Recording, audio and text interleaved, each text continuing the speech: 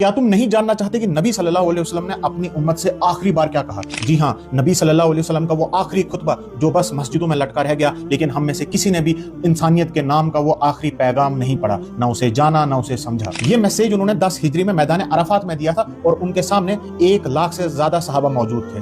اللہ کی حمد و ثنا کے بعد انہوں نے فرمایا، لوگو میری بات غور سے سنو، میرا خیال ہے کہ میں تمہیں اس سال کے بعد شاید دوبارہ نہ ملوں۔ اللہ کے نزدیک عزت والا وہ ہے جو پرہیزگار ہے، کسی عربی کو اجمی پر یعنی کہ نان عرب پر کوئی فضیلت حاصل نہیں اور نہ کسی گورے کو کالے پر، صرف پرہیزگاری ہی بنیاد ہے۔ پھر فرمایا کہ اے قریش، قیامت کے دن ایسا نہ ہو کہ تم اپنی گردنوں پر دنیا کا مال لے کر آؤ اور باقی لوگ آخرت کا سامان لائیں، اور اگر ایسا ہوا تو اللہ کے عذاب سے میں تمہیں نہیں بچا پاؤں گا۔ یہ نبی صلی اللہ علیہ وسلم اپنے لوگوں کو بول رہے ہیں، ہماری تو بات ہی چھوڑو۔ پھر فرمایا تمہاری جان، تمہارا مال اور تمہاری عزت سیکرڈ ہے، مقدس ہے، پاک ہے، یعنی کہ کوئی اس کو وائلیٹ نہیں کر سکتا۔ فرمایا تمہاری عورتوں پر تمہارے کچھ حقوق ہیں، اسی طرح تم پر بھی تمہاری عورتوں کے حقوق ہیں۔ عورتوں سے اچھا برتاؤ کرنے کے ہمیشہ پابند رہو اور عورتوں کے معاملے میں اللہ سے ڈرو۔ تم نے عورتوں کو اللہ کی امانت کے طور پر حاصل کیا ہے، ان کی عزت کرو، ان کے لیے پرووائڈ کرو۔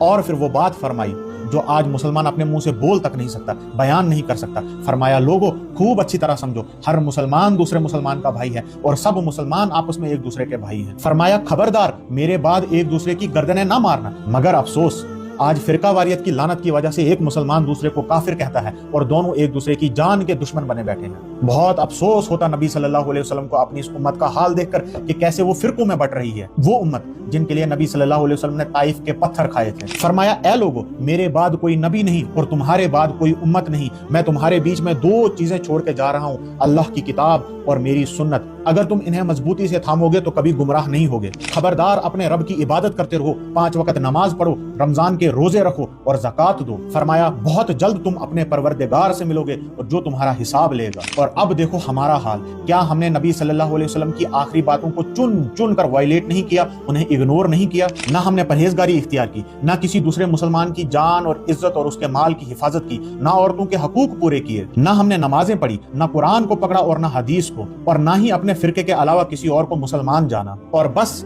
اس دنیا کا بوجھ اپنی گردنوں پر اٹھائے ہوئے ہیں۔ ایک ایک چیز کو چن چن کر وائلیٹ کیا۔